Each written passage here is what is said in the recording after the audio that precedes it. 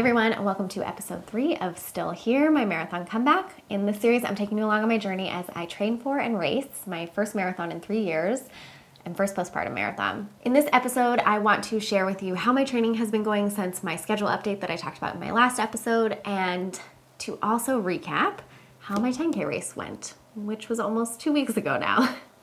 I have tried to film this episode at least 4 times, and by the time that I get around to editing it, things have happened that I can update you on. So I'm hoping that I figure out the cadence and can edit this one quickly and get it posted so it gets to you. So let's dive in. Training the last few weeks has been going really well since I made the schedule changes. I feel more prepared for every hard session. I feel like I'm able to recover from my harder workouts. So I'm really glad that I made these changes. My long runs specifically have been going fantastic, which, being away from the distance for so long, the long runs are where I'm building the confidence that I will actually finish this thing. I think they've been going so well for a few reasons. It's been cooler in the morning, which has been fantastic. Fueling, which I talked about in my last episode as well, has been great. I did a 16 miler a few weeks ago. I took in 4 gels, which was over 100 grams of carbs, and felt so strong. This past weekend I did an 18 miler and my goal was to take 5 gels, and the 5th gel kind of put me over the edge a little bit.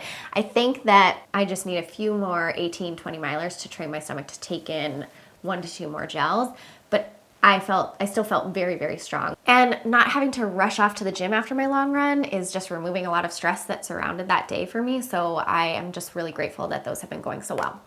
Speed workouts, on the other hand, have not been going too great for a few reasons. Wednesdays, which is the day that I started doing my speed workouts on with my new schedule, have been kind of weird weather-wise. A few Wednesdays it rained in the morning, and we live in a place where there's no street lights, so running when it's wet and really dark didn't feel super safe to me. I didn't want to slip and fall. So I pushed my workout till later in the day, and I am definitely a morning runner. That is when I am most successful, especially when we're talking about a speed workout that just requires so much more energy and attention and focus.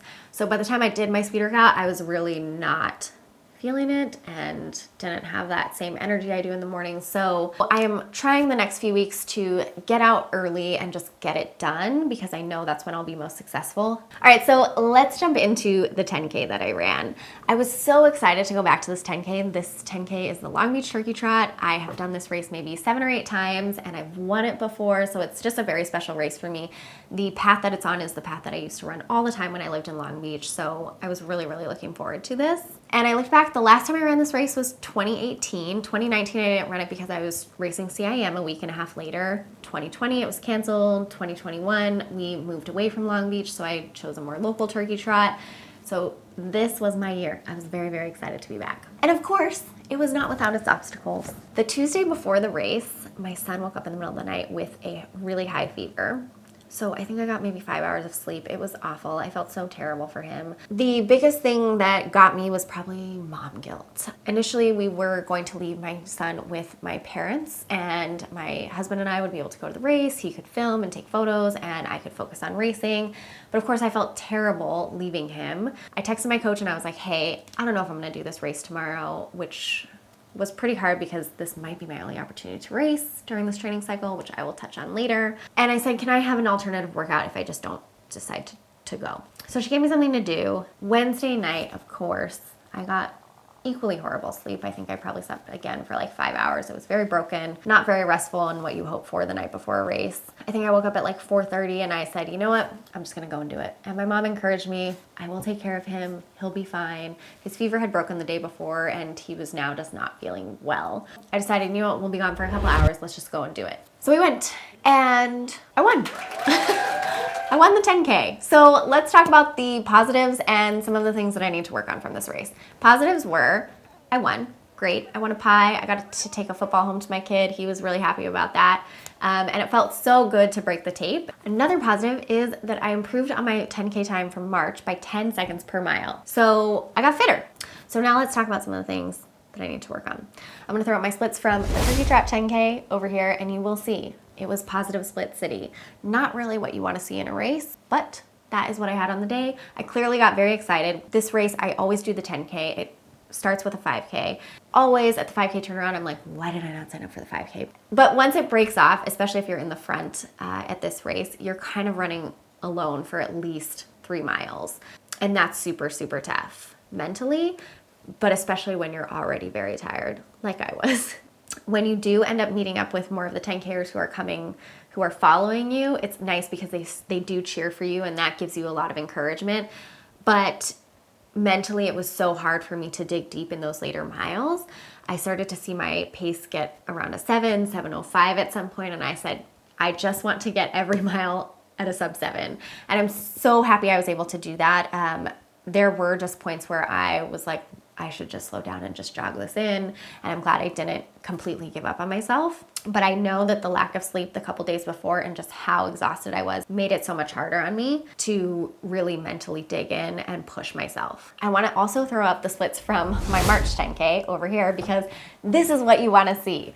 That negative split where you start out conservative and you are able to finish strong. I felt so strong in that race. It was my first race after doing a few weeks of speed workouts, coming back postpartum, and I had no idea where my fitness levels were. And so I started more conservatively and was able to progress each mile, and I felt really, really strong in that last mile, which is a very different experience. When I finished the 10K on Thanksgiving, I felt completely depleted. I did not feel like I had a strong finishing kick, and that is something that is just going to be something I learned from racing again. Working on that control aspect of things is hard. I hadn't raced since summer when I did some 5Ks, so I was pretty out of practice being in the race environment in general, but I do wish I had just taken a more conservative approach from the beginning. That's probably the only time I'm going to race during this training cycle until the marathon. Racing in and of itself takes a lot out of you, whether it's your goal race or not. For me, leading up to this marathon, I really wanted to keep any other racing as stress-free as possible. So in order to do that, for me, I had to take out the travel equation.